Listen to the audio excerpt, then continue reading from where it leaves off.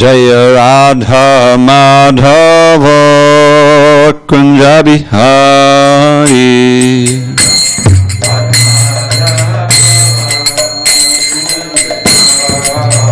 Jaya Radha Madhava Kunja Bihari.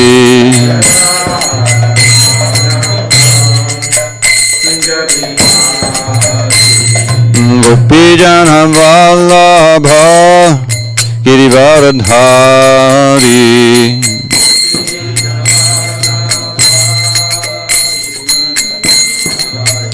Jaya Gopijana Vallabha Girivardhari.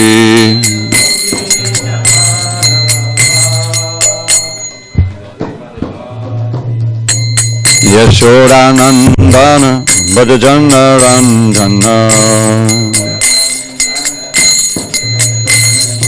Yashodanandana Bhajana Ranjana.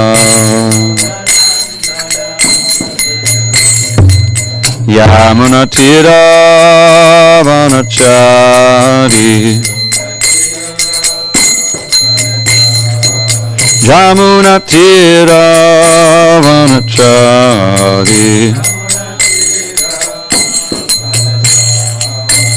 Jaya Radha Madhava Kunja Bihari.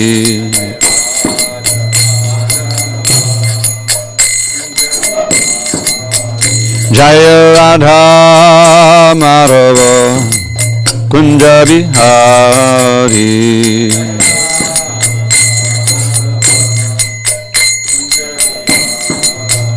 Jaya Radha Madhava Kunja Bihari.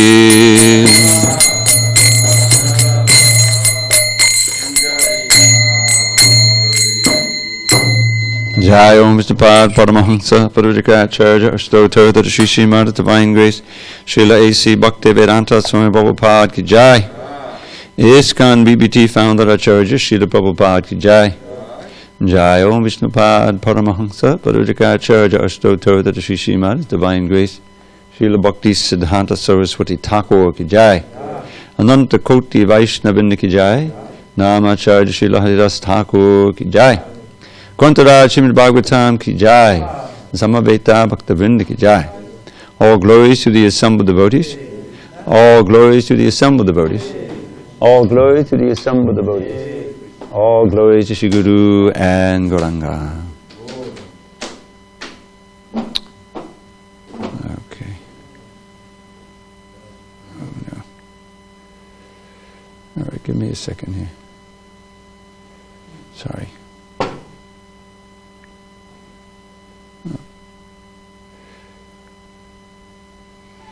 Sorry about that. Okay. So before we begin, I've been requested by our recording engineer. Hare Krishna, everybody. All our classes are broadcast on both Zoom and YouTube simultaneously. Our YouTube video description has a link and instructions on how to join the Zoom meeting for all our classes. Please join the Zoom meeting to ask questions or make comments during classes.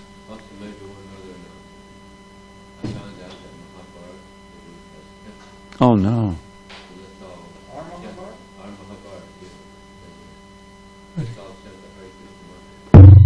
Hare Krishna, Krishna Krishna, Hare Hare, Hare Rama, Rama Rama, Hare Hare. Yes, Vijay Prabhu just informed us of the sobering news that Mahabharat Prabhu has cancer. And we don't know what stage it's in or so forth, but...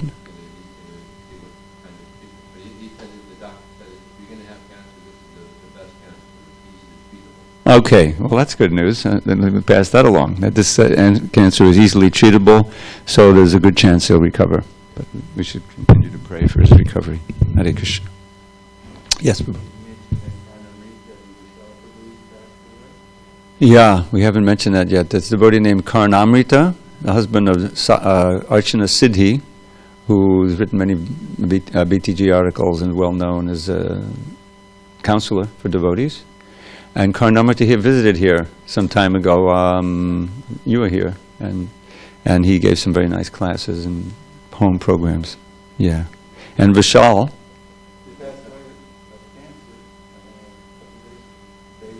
Yeah, and Vishal, the famous Vishal from Prabhupada's godbrother in Vrindavan, he was there. Yeah, he passed. He was 83 years old. Yeah. We don't know. Vishal, the famous Prabhupada disciple, yeah. And yeah, Hare Krishna, Krishna Krishna, Hare Hare, Hare Rama, Rama Rama, Hare Hare. No. I'm just identifying him because, yeah. Okay. Narayanam namaskritya, narang chaiva narottamam, devim saraswatim vyasam, tato jayamudire. Before reciting the Srimad Bhagavatam, which is our very means of conquest, we should offer our respectful obeisances unto Lord Narayan, the Supreme Personality of Godhead, unto Narayan Rishi, the supermost human being, unto Mother Saraswati, the goddess of learning, unto Srila Vyasadeva, the author, and unto Srila Prabhupada, the translator, commentator, and our spiritual master. Nashta prayesha badreshu, nityam bhagavat sevaya, Bhagavatyuttama shloke Bhakti bhavati naishtiki. By regular attendance in classes on Srimad Bhagavatam and by rendering devotional service to the pure devotee, all that is inauspicious within the heart is destroyed almost to nil, and loving devotion to the Supreme Lord who is glorified in transcendental songs is established as an irrevocable fact. Do you know how to do those curtains? You can close the curtain. Okay. Om Namo Bhagavate Vasudevaya. Om Namo Bhagavate Vasudevaya. Om Namo Bhagavate Vasudevaya. On this 10th day of February 2021 in SanDiego, we're reading from Srimad Bhagavatam, translation and commentary by His Divine Grace A.C. Bhakti Swami Prabhupada. And we are in Canto 4, the creation of the fourth order, still chapter 29, which is one of the longest chapters, goes on till more than 80 verses. These are talks between Narada Muni and King Prachanabarhi, and we are in text number 35.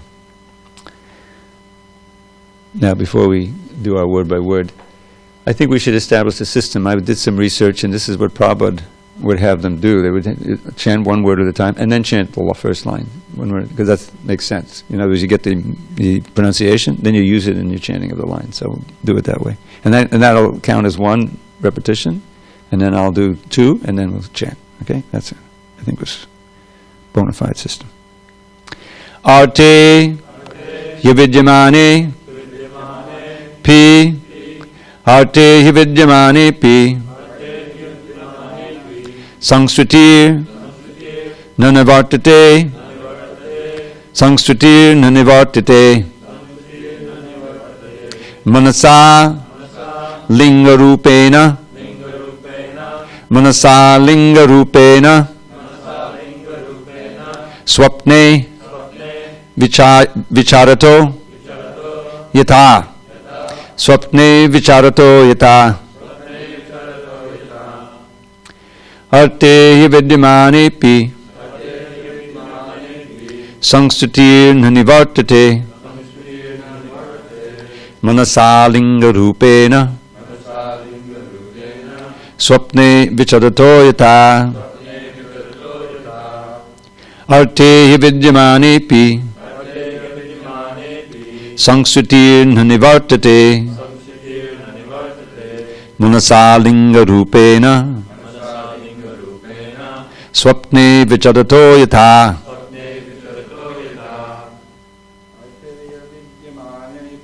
Arte yavidyamane pi Sangsrutir nanivartate Manasa linga rupena swapne vichadato yata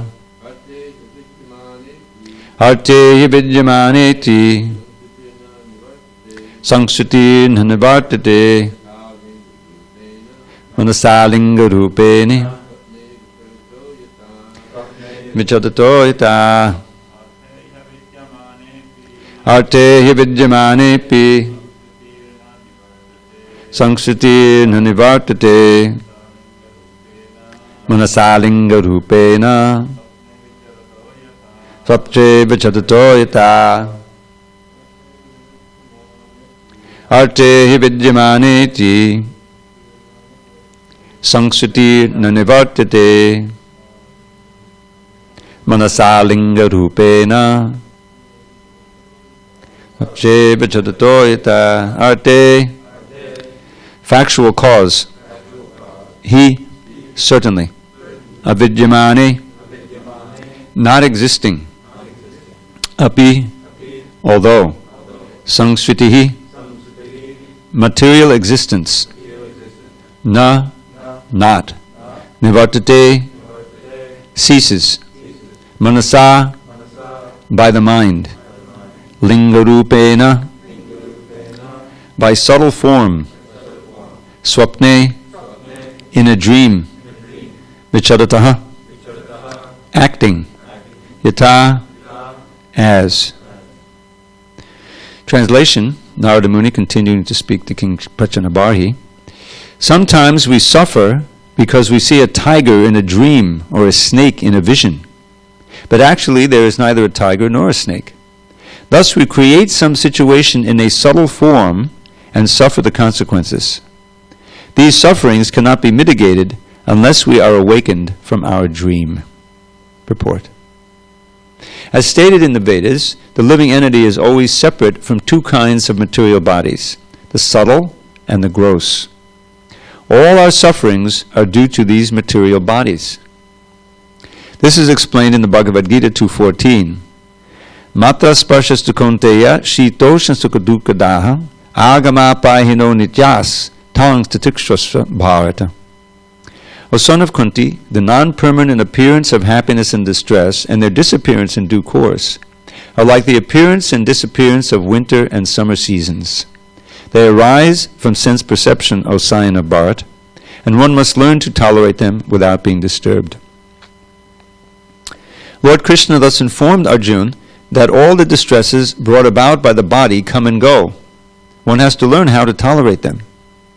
Material existence is the cause of all our sufferings, for we do not suffer once we are out of the material condition.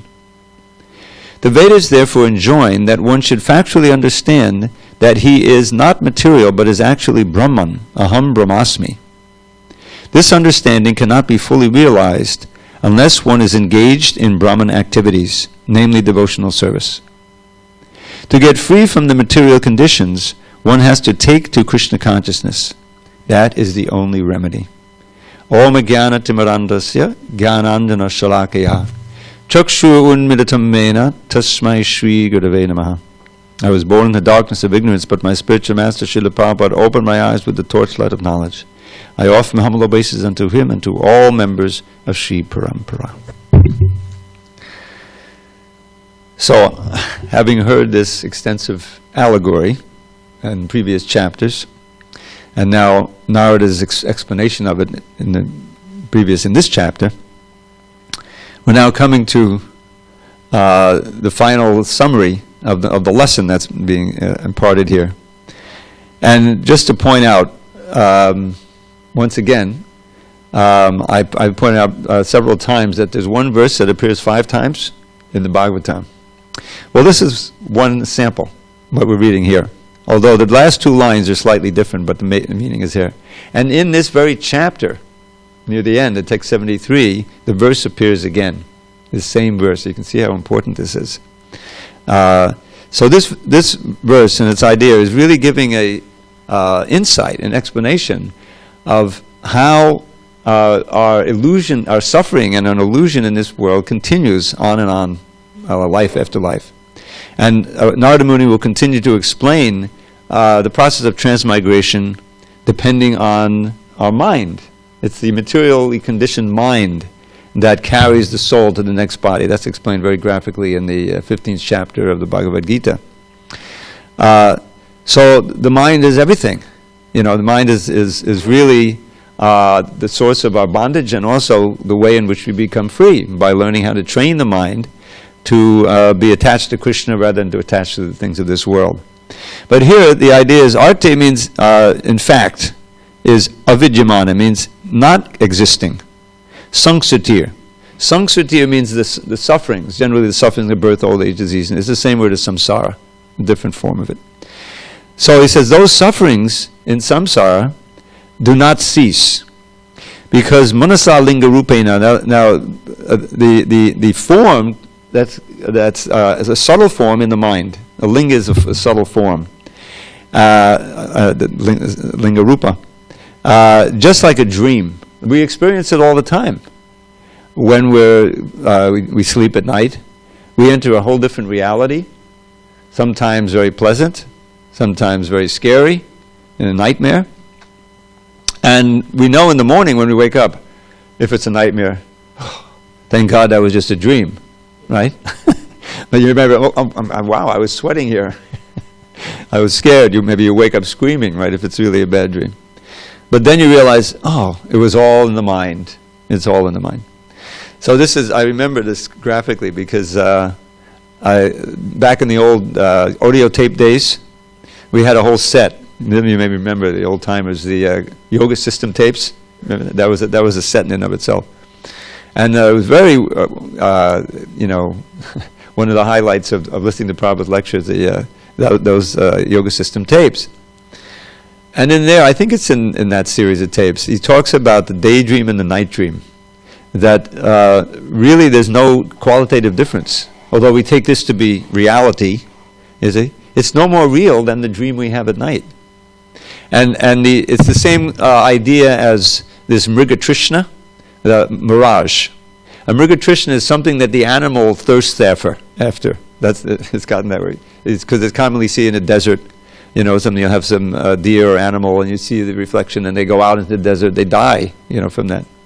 So the whole array of our things that we find attractive in this world, that we strive for, are of the quality of a mirage. Because, as so graphically explained by Krishna at the beginning of his instructions in the Bhagavad Gita, matra sparshas konteya, they come and go. They're built on sensations that you remember and that you anticipate, and but they all come and go, Now that holds for the unpleasant ones as well as the pleasant ones. But the illusion mind, which is convinced, and this is the root of our problem, is convinced that we are this body and we are this mind, because we have no access to this philosophy, and this is the essence of our conditioning. We take this to be real, and we lament. We have tremendous anxiety of possible miseries that may come. I like to point out the whole insurance industry, multi-billion industry, is based on that, imparting a fear into you. Sometimes you see that they have these ads, you see a billboard or something for some life insurance. And oftentimes they'll have a father, with his little baby, right, in a very idyllic scene, right?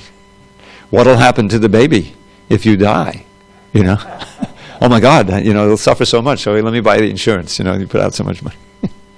And the health insurance, what'll happen if I get ill? Okay, now I'm safe, okay. It's really, you're trying to just buy peace of mind. That's what they're selling. They're all selling that, Unless it's automobile insurance, and you have to have it, But I mean, it's the same idea. So there are all kinds of strategies on the material side to try to mitigate the sufferings and try to maximize the happiness. But it's all part of this vast illusion that has been created by Maya to keep us bound up, because we don't want to be in the reality anymore, and focus our attention on pleasing Krishna's senses, And the irony is, if you will, if you call it irony or the paradox, is that feeling or that desire to please Krishna's senses and actually molding one's life in such a way around that idea produces the greatest happiness that you can experience. And that happiness, that pleasure, doesn't have a beginning and an end. In the spiritual world, there's no end to it. You realize everything here, all these pleasures, they have a beginning and an end. And therefore the wise don't delight in them. Remember this famous verse I keep coming back to? Bhogaishvaya, not Bhogaishvaya, Yahisang sparjaja bhoga dukayonaya evate ajandamanta konteya nateshu ramatevada. The pleasures that are due to the contact of the senses with their sense objects are sources of misery and have a beginning and an end. Therefore, O son of Kunti, the wise do not delight in them. You see? In other words, they're sources of misery and they're temporary on top of it. That's one of the miseries, really. That it leaves you, wanting more and more and more and bringing back birth and death. So, and yet, it's not a mystery. In other words, if someone lives in this world for a while, you can experience that. But if you have no other basis, you have no other philosophy, knowledge, basically, of how you're different from this, and there's a whole other life that you can lead, leading to liberation from this, trap, if you will, of striving for happiness and being cheated and then taking birth again and again. The real root of the problem, and this is why the Bhagavad Gita begins with this lesson, is that people don't understand that this lifetime is simply one short chapter in a very long book. We've lived before, and therefore we're suffering and enjoying something now, and we'll live again. So if one wants to be intelligent, you want to plan for the long haul, not just for the immediate pleasure, and therefore, and keeping yourself trapped in this misery. And that's really, even on the material plane, we see that as a child grows up, you have to try to convince them. I've heard Prabhupada talk about this also. Child just wants to play all day. And Prabhupada even talks about his first day at school. His mother practically had to drag him there, he wanted to keep playing, That's where the pleasure is. I want to play with my friends. What are you taking me away? But the parents know that the long-term security, happiness, prosperity of the child, he must get trained. Austerity, learning how to, read and write, and a big thing, learning how to get along with others. And in other words, there has to be a training. Shreyas and prayas. But the so-called Shreyas is also part of the trap. The aspiration for some degree, some position, whatever, that you think, oh, now I've got it made. You don't have it made. Time is passing. Or your position, your wealth, your relationships, the very body, which is the basis of all, are all temporary, and the whole thing is going to come crashing down. So what's the real intelligence?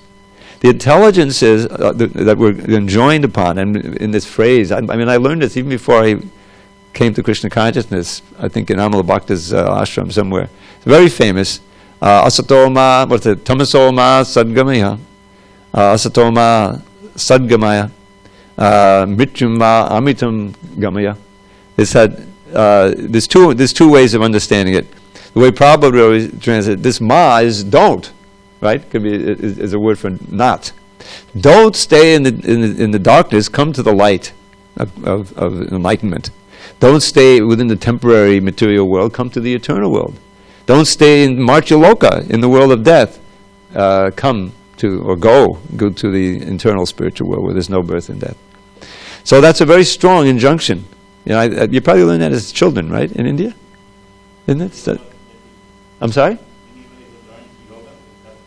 Oh, in yoga, okay. But it's not in the schools. The schools are secular. Yeah. So that's where I maybe learned it when I first learned yoga. Yeah. But really that's, it's part of our teaching. You read it sometimes in Prabhupada's books, lectures you hear. Because it's an injunction, that there's another way of understanding it, appeal to God. Don't take me, ma can be me also. Take me, please, Lord, take me from darkness to light, from temporary to the eternal, from death to immortality. So that's another way of thinking about it. But either way, it's meant to shake us out of our spell of thinking that this world or this life is all there is. That we have to struggle for these temporary things and that's what life is all about. No, that's not what life is all about. There's a whole other dimension. Right? Of Aham Brahmasmi, that I'm spirit, I'm eternal, and all these temporary experiences and things that I'm striving for are ultimately self-defeating. We learned that right at the beginning of the Bhagavatam. These instructions of Narada Muni to Vyasadeva are really worth reviewing periodically. Prabhupada quoted them constantly in his talks, and they really provide the basic impetus for writing this book which is wholly and solely. There's no material sacrifices in here or anything like that. The creme de la creme of the Vedic literature, right? The wonderful analogy of the ripened fruit of all the nigamas, the Vedic literatures, Puranas, everything else, all the other things that he'd written. This is the ripened fruit. Therefore, why get yourself, entangled in these other literatures or practices? And Bhagavatam is sufficient for complete self-realization. So in those instructions to Vyasadeva from Narada, chapter 5, several verses stand out. Prabhupada would constantly quote them. And one is that tasyaiva heto prayateta kovido nalabhyate yad brahmadama paryata talabhyate dukkha vadanyutak sukham kalena sarvata gabhira rangasa. That understanding, the one that comes before it, I think, is chakvasva dharmam. If you give up your role in the varnashram system, you're doing it very nicely, you see. But someone, decides that I'm going to join the Hare Krishnas. Chakvasva dharmam chadanam bhajan hare bhajan. So he gives up the swadharma and he worships Krishna's lotus feet, but he doesn't complete the course. I mean, we see that's not unusual. And okay, so where's there any loss? There's no loss, because that accomplishment alone, no material, but any kind of spiritual progress, that's to your eternal credit. Neha vikrimanashosti. There's no loss and no diminution. You see. On the other hand, chakvasadharmam chadanamba jagnane bhajan napakvotapatetatori yatra kavabhadram abudamushikim kovarta apto abhajatam swadharmataha. But if someone stays in his swadharma, does his social role very nicely, but there's no bhajan, Krishna, where is there any gain? You may become top of your fields in politics or education or whatever, but ultimately it's all lost. So where's there any gain? But any gain you make spiritually in your reawakening your relation to Krishna, that stays with you. So the intelligent person should strive. Therefore, the next verse, one should strive. One is kovida, intelligent, should strive for that which you cannot get from going to the Brahmaloka down to Patalaloka. In other words, within the material world. Prayateta means really strive for it. Kovido, nalabhyate brahmadama paryata. Talabhyate dukkha vadanyadak. You've already programmed in how much happiness and how much misery you're going to experience in this lifetime. You can't change it. You may strive in order to get certain money, position, whatever it is. But even though you may get it, you'll still be miserable. In other words, it's not the money you're looking for the happiness you think it can buy. Whereas a simple farmer or someone, they did a survey. They periodically take a survey of who's the happiest in the world, and the latest one. I don't know how recent. In Bangladesh, because of the extended family, and so forth, and the simple life, whatever. I mean, it wasn't New York City. It was so that's already there. There's no point in trying to increase your happiness, decrease your misery, your material misery. Then what should I strive for? That which you can't get. In other words, strive for Krishna consciousness. And to put an end to all of this material happiness and distress. And drink the eternal nectar of Krishna consciousness. Satchidananda. So here he's explaining, and he will explain in wonderful detail now as he winds up. It's very, very cogent, beautiful explanation. Arteya vidyamanepi sangsrutir, that it's not actually real, these sufferings. It's like the sufferings in a dream. But we know from experience that can be, very real, your heartbeat, But ultimately it's not real. But manasa linga rupena swapne vichadatoya, it brings in the idea of the dream again. He talked about it earlier. A dream within a dream. Prabhupada called you cannot cure a troublesome dream with a troublesome hallucination. You see, that's very that's memorable. That's what people are doing. You know, we know that there's always, ever since God, I became aware, there's some kind of drug problem. You know, in America, Prabhupada talks about it. Prohibition. He says we try to have prohibition in India. You know, prohibition. What prohibition of what? Oh, okay, prohibition of alcohol. You know, can't do it. There's a certain class of people that got to have their alcohol. They'll brew it at home. You know, and it'll be poison basically. It'll be, dangerous. So okay, we'll have, we'll regulate it. There's a license you have to have, and so forth. There's laws against drunk driving, whatever. You can't eradicate it. So and then there's all varieties. We all know of them. Different kinds of drugs you can take. Opioid crisis. What is an opioid? You try to relieve the misery. Oh, I got this pain. I got in the coal mine. I can't stand it. Okay, I'll take. There's oxycodone. It says it's not OxyContin. It's not addictive. That was a lie. Multi-billion-dollar lie. They're paying multi-billion-dollar fine for that now. Okay, if you take one pill at a time, but what if you crush them all together? So many people have been addicted and overdose, and so it's. Why? The same thing, trying to counteract the miseries of this world. Whereas Krishna consciousness is the natural counteraction. There's this wonderful instruction of Lord Kapila Dev to his mother in the beginning of his instructions in the 3rd canto, chapter 25. And it happens that there are 8 verses form a certain lesson. So I dubbed them the Sadhu Sangashtaka. Sadhu Sangashtaka. The great. I think it starts at 325:20. But one of the verses describes, because his mother approaches him. Now she's already, she's got God as her son, but she's taking the role of oh, my senses are giving me so much trouble. You're the only one who can help me. Please instruct me. So now you have like Arjun, Krishna. So you have Devahuti and Kapila. So she came to him on that basis that I'm suffering so much. So part of his lesson here, the benefits of the sadhu sangha, which of course leads to Krishna consciousness, is relief of the misery. So he says, one of the verses says, Manashya katam rishta shunvanti katayanti cha tapanti vavadastaba naitanman kata chetasa. I heard Prabhupada give a lecture on this. He gave us an example of someone who was able to tolerate the pain, transcend the pain, supposedly because he was out of the bodily concept of life. You'll never guess. Yes, he's heard me tell this story before. Stalin, the dictator, the Russian guy. Please. So he was able to, he was paranoid. He thought they were going to try to assassinate him. So he said, he had to have an operation on his belly operation. And so they wanted to give him some anesthesia. So he said, no, that's okay. Just do the operation. And so they cut him open, he's standing, because he didn't trust the doctor, he didn't trust anybody, So, but Krishna consciousness works a little better than that. So what he's saying, it's the same idea. He says, Marashriya katam rishta, the sound vibrations that have taken shelter of me, he says. In other words, Krishna kata.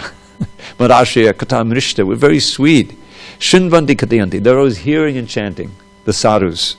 And if one becomes a sadhu or associates with sadhu, you'll be drawn into that experience, Satam prasangan, that's the next verse after a couple. So, and what's the result? Well, one of the results is tapanti vavadastapan naitan, that one doesn't suffer from the ordinary material sufferings as much. Because the consciousness is gone to me, is absorbed in me. And so the material miseries don't bother one. You may still experience them, but not like materialists. So that's in a kind of antidote, or transcendental opioid, if you will. In other words, and there's no bad reaction. There's only good reaction in every regard. It's wholesome. You never get tired. You never OD on Krishna kindness. Probably you can chant Hare Krishna all day and not get satiated. So that's the difference. But we're constantly creating in a particular life a certain mentality due to our fruit of activity, and those create a certain subtle body, this manasa linga rupa, which is what brings us to a new body, where we can fulfill those experiences or try to fulfill them. And so, in other words, we're entangled due to the material concoctions of our own mind. And it's very, very complex. All the experiences you have that creates a vritti, it creates an impression, and that goes into the mix of what you're going to, body you'll have and the experience you'll have in your next life. And it's all due to, as we've been pointed out many times, ignorance. Ignorance is the root of the whole problem. As soon as we turn away from Krishna, bhayam dvitiya benaveshatak syad ishadapetasya viparhiyo smriti. Asmriti, you forget everything, and everything becomes reversed. Meaning, instead of being a servant of Krishna, you become a servant of your body. You try to become a master. And fear is the main thing. Bhayam dvitiya benaveshatak, absorbing himself in this world. And it's been going on life after life, millions of lifetimes. So what's the antidote? It's given right in the same verse. Tanmayato, it's all due to Maya. Buddha, abhajetam. One who's intelligent, kovida, this word keeps coming up, worships that very Lord that you turned away from. How? Bhakti aikayesham. Not with material motives, not with half enthusiasm, but with one-pointed bhakti. Bhakti aikayesham, worshiping that Isha, that you turned away from. And Guru Devatatma, seeing one's preceptor as one's very self and worshipable Lord. That has to be there also. So all in that one verse is, and we get repeated lesson, just like here, there's wonderful allegory, and now the lesson of it, the meaning of it, there's no doubt. And it's, we can understand it even from our own experience. Even in dreams, sometimes we suffer, we try to enjoy, but it's all very temporary, evanescent. But still, the suffering is real. The enjoyment is, real. Even in that dream state. So we want to wake up from this dream, and Krishna consciousness is the call to wake up. Famous song, Jeev Jago, Gorjanda Bole. Lord Chaitanya says, wake up, sleeping soul. I've come for giving you the medicine where you can solve all of your material disease. It's the Hare Krishna mantra, the holy name. So we've been given all this facility, abundant knowledge. These books are, I think I mentioned how this wonderful interview with Devamrita Swami, and before he joined, he's reading these books 3 to 4 hours a day. And he was so happy, he became a full-time book distributor. And then he was so happy when they arranged, and one day a week, the book distributors would stay back and read. And he would spend the entire day reading Prabhupada's books. And he sold out to Prabhupada's books. And that such a fixed devotee, so so much contribution, wonderful he's given. Production of books and distributing books. And New Zealand, you say they're making devotees hand over fist there and everything. Yeah, but it's it's successful. So it's very important to absorb oneself in the philosophy. Read the books, especially you can read them with others, and discuss. That's what classes are meant to be.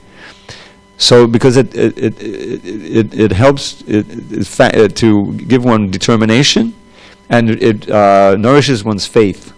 That faith is the foundation. Adau Shraddha, Sadhu Sangha. The ladder from faith to love given by Rupa Goswami, important to know all the steps there. So that's the preliminary faith, bringing one into the association of devotees. But as you practice, there's a period of bhajana kriya, which should also culminate in, not culminate, but a very important part is initiation. And then the bhajana kriya goes on and they become purified. What are you getting purified of? Your illusions, your attachments, lust, anger, greed, all these different things are being cleaned from the hearts right in the first canto, second chapter, text 16, 17, 18, 19, 20. And then you get to the point of real faith as described and defined by Lord Chaitanya. Shraddha shabde vishwas kore sudradhanishchoy Krishna bhakti korle sarva karma krita hoy. Prabhupada quotes it in the Gita purport. Real faith is what? Firm, unshakable confidence that simply by the process of Krishna consciousness, the activities of Krishna consciousness, all my aspirations will be achieved. I don't have to do anything else. You know, in other words, I have to whole body and mind together. There's a Krishna conscious way of doing that also. You'll see, that's part of my service. You know, obviously to keep the tool going, the machine, you know, it has to be. Prabhupada said, you stay healthy, and if it's family life, also you have to do that. You know, raising Krishna conscious children Krishna consciousness can be, should be inserted in every aspect, every moment of our life. There's a way of doing it if we follow it nicely. So that's the final goal, the final lesson here in this allegory, because after all, Narada Muni is, you know, making a new bhakta here. It's, you know, his King Bhadra, he got completely wrapped up in these material sacrifices, but he got himself entangled here.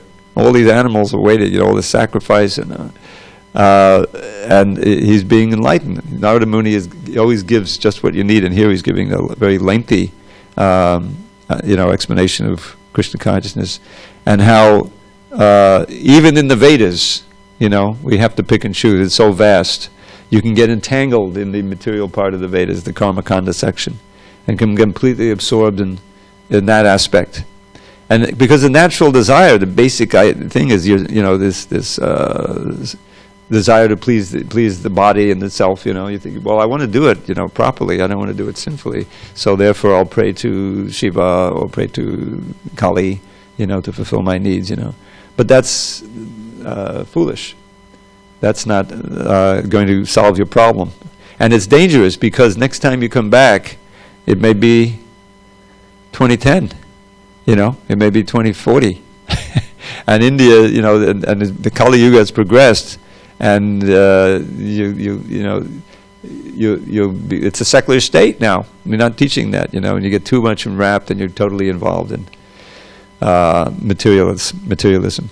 So, if there's one thing that is stressed throughout is don't waste time. Immediately take up the process. So many times we hear, "Chaktva tuna mashesha mandavapati sheni sadatu chavat." Some of us recognize that line in the song about the 6 Goswamis. Rupa and Sanatan, very wealthy, very highly respected, you know, power, you know, next to the king. But when they met Lord Chaitanya, you know, and they got their instruction from him, they didn't turn him, means immediately, as quickly as possible. Rupa had so much money, he had to, you know, liquidate, spread it around, but as soon as possible. They cut all those ties. You can imagine, you know, like $10 million just giving it up, whatever it was. Very wealthy. Sanatan had a little more difficult time, but he escaped and became as renounced as you could possibly be. But the third line, you know, Gopi Bhavata Samatabda Lahari Kalolamogno Mahur. They gave all that up. I think it includes Raghunath because he was also extremely wealthy. You know, those three. I mean, not all of them, but there was best. And Bhutva Dina Ganeshakal, for the protection and the welfare of the wretched souls, you know, they took on the very, very austere life, Kopina, Kandashtrado, putting, you know, little kopan on and whatever covering they could find, basically becoming as renounced as possible.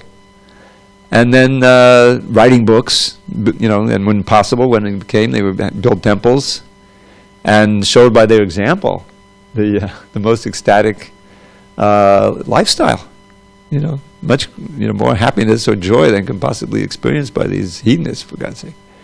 That's the third Gopi Bhavata Samatablahi Kalala Magno Mahur. Again and again, diving and swimming and relishing and drinking the ocean of Gopi Bhava, the highest intense pleasure of devotion to Krishna. So that's our model. You know, it's something to be worshipped. But that same mood of striking while the iron is hot. Don't waste time. We don't know how much time is left. You know, I mean, I'd point out, we're sitting next to an ocean here. You know, there are, you know, it's not my imagination, there are various faults. There could be a big earthquake. There could be a tsunami. I was here for an earthquake. Were you here when we had the earthquake? Yeah, that's when we put that up, yeah. But I mean, it's, you know, the pandemics, anything can happen. So that urgency, you know, taking that urgency to become Krishna conscious and urgency to give Krishna consciousness, they go together. you can see the value, the exclusive value that Krishna consciousness has for people, and they don't know. They don't know. So all of these strategies, Prabhupada, he racked his brain. How can we start? The whole Sunday feast started because Kirtananda, I think it was, told him that, Prabhupada, in America, people have a Sunday dinner. People all gather Sunday. All right, well, let's invite them to a Sunday dinner, And of course, the prasadam, people get attracted to that. I don't know about that philosophy, but that was great. Let me go back for the prasadam.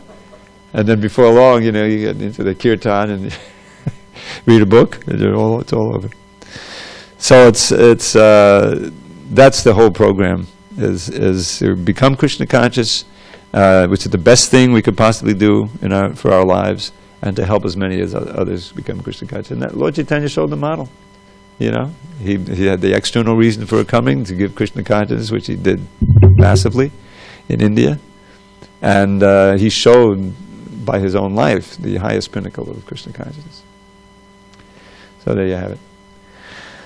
Okay, I'm going to read this wonderful translation again, and as I point out, coming attractions, in 35 more verses, it appears again. So that important, this particular verse.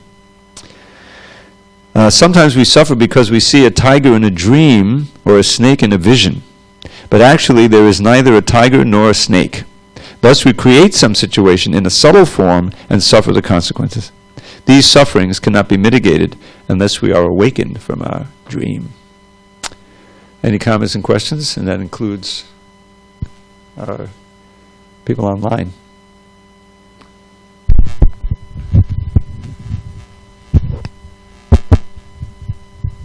Is it on? Thank you for a wonderful class, Prabhu. Is it? Is it showing a light there? The button's up. But you see a little green light? Green light. Okay, green so light. you're going to turn it up a little bit. I've heard you give the analogy of based on fear, we get insurance, life insurance, that's how they sell it, fear. Yes. And I couldn't, both times I couldn't quite tell if you were encouraging, discouraging, or neutral on the actual example being given. Oh, you mean should we be concerned about getting Life insurance? insurance. Oh, life insurance. That was the example you gave. Yeah, I mean, the idea is that I mean, I don't think you're getting life insurance. You're a Brahmin. maybe I should make you my. That's a great idea. I see how it can be part, especially health insurance, can be part of family life, or even the devotee should have some kind of a insurance, because these things, it's part of material life. But it's I think a symbol or an example of, because people get that insurance, and to mitigate the fear, the miseries of this world. And the miseries come in all directions. One is emotional fear, of anxiety. We have the duk aushadam tadapidukam. We had this verse that you gave the class on, or that Prabhupada quoted the verse, or in English, of how we try to mitigate the miseries in a certain way, but that creates a greater misery. So, I mean, how many times does it happen that people, they get an insurance, they get health insurance, and then they find, oh my God, how am I going to pay the premiums now? And there's another misery just around the insurance, right? And then even if they get the insurance, they find that, oh, there's so many co-pays. They want you to pay $10,000 before it kicks in, Because the whole idea is that the person who is giving you the strategy or the thing, they don't care about you, They're trying to convince you that they care about you to get your money. So, but now let's look at the contrast of what's being given to us by our acharyas, by Srila Prabhupada, and by devotees in general. They care about us. They really do. Krishna cares, therefore he sends the devotee who's also full of compassion. Compassion means that there's empathy there. And so, here, take it. And Prabhupada almost loves to say, as opposed to others who are contemporaries of his, who will sell you the mantra for $35. You know, I remember that. I'm not going to get into any names, but those who know.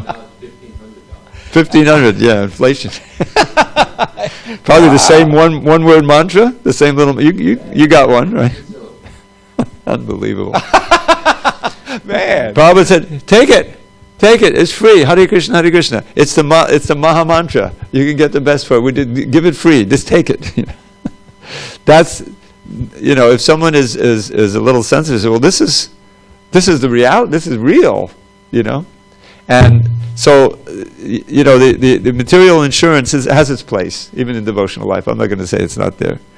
But I was giving it as an example of the illusion of placing your faith in material things to mitigate your miseries, or that's the idea. And that you're always cheated. Okay, I've got my life insurance, but what about my life? Where do I go? I pay all this money and then I'm gone into another body, and my children are still here. It's such a con. I mean, Maya is really the greatest conner, con artist, we say, She's encouraging you. It's her duty, her thankless task to do that, to test us. But that's what she does. Here, come on, enjoy over here. There's this famous class. Prabhupada's giving class in L.A. And it's I think 1970, one of those classes, the temple's full, Prabhupada's, giving a wonderful class. And then you hear in the background, you ever this class? The bells, little bells ringing.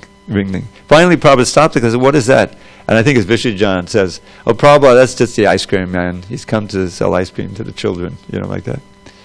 Oh, that's Maya. The bell, he's imitating the bells. Come on, enjoy me. Come on, enjoy me. I'm becoming trapped. And that's exactly. And then you give the different animals. They get entrapped, like the fish. Prabhupada knew the word fishing tackle. So there's this lure. My father would take us fishing when I was a kid. I could never get onto putting those poor worms on there. But I would use the shiny little thing that they created to catch attention to the fish. Oh, there's something interesting. Let me go eat it. And they grab it and they get caught. And then there's the deer who gets caught by the sound of the flute, right? They learn rudimentary flute. And the elephant who's caught by sex desire, But we have all of our senses, fired up. So human beings can get caught by any of those, So, but what is that? That's Maya. There's just something out there that's just what you're looking for. It's built in, this whole sex desire thing, But what happens ultimately? It causes pain. I mean, even if it's the ideal marriage, on a material level, say, still, so much attachment is there, and you die with that attachment. You're going to come back again, birth, death, old age, and disease. So that's Maya's business, is creating this facade of attraction, and and then Prabhupada would always say, and you become a hog. You can become a hog, and relish stool, Oh no, I can't. Yes, that's you. You're the soul. You can be degraded to that level. So it's. We don't want to be conned anymore. We want to find someone who really cares for us and is giving us something that will really solve the ultimate problem, and that's Krishna consciousness. That's what we're giving. Any other comment, question? Can I give a please, Prabhupada please, joke? please. Srila Prabhupada, when Stalin died, they put his body in an open casket. Oh. And I think it was like 2 or 3 days, and I don't think I'm exaggerating, 100,000 people, tons of people lined up just to go by. And Srila Prabhupada asked, do you know why so many people came to see Stalin in his casket? Yeah, tell us. Make sure he's They dead. wanted to make sure he was dead. Yeah, he was. Yes, Yeah, I he know. killed millions of people in Russia. Yeah, I know. Huge And the whole thing, he engineered a famine in Ukraine, and oh my God, he was a bad guy. Yeah, but I mean, Lenin, they also put him out, but they to this day they mummified him, so that people could still go and see the body. Yes. Hare Krishna. All glories to Srila Prabhupada. Anyway.